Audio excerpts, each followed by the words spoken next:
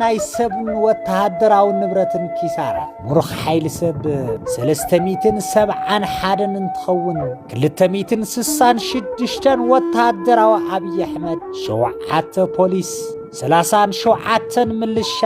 61 ዕጡቃት ዘብዕ ተከዘ ዝሞቱ ድማ 1297 እንትኾኑ 943 ወተሃደራት አብይ አሕመድ 132 ዕጡቃት ዘብዕ ተከዘ 213 ምልሻ ጎንደር 9 ድማ ፖላዊስ እዮም ጠቕላላ ቁስላት ድማ ሆስፒታላት ሕሞራን ዳንሻን ጎንደርን ግደፈሉ ዝተማረኸ ንብረት ሓደ አምቡላንስ ሓደ ናይ ማይ መጓዓዝያ ኦራል ሓደ ዙ 23 ዝፃነት ኦራል ክልተ ድሽቃ ዝተገጠመለን ፓትሮል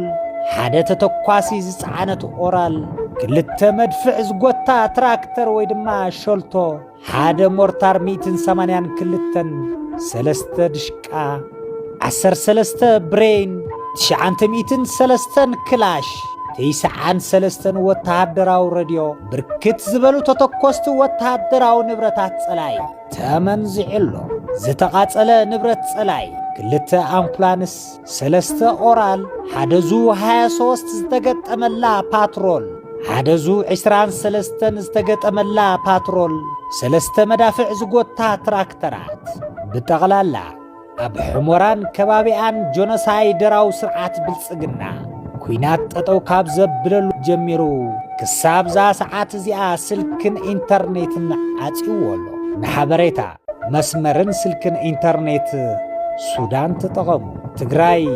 ዳግማይ ትስዕርያ ሓየት ሰራዊት ትግራይ ህልውና ህዝቢ ትግራይ ንምርግጋጽ ዘይኸፍሎ መስዋዕት የለን ትግራይ ትስዕር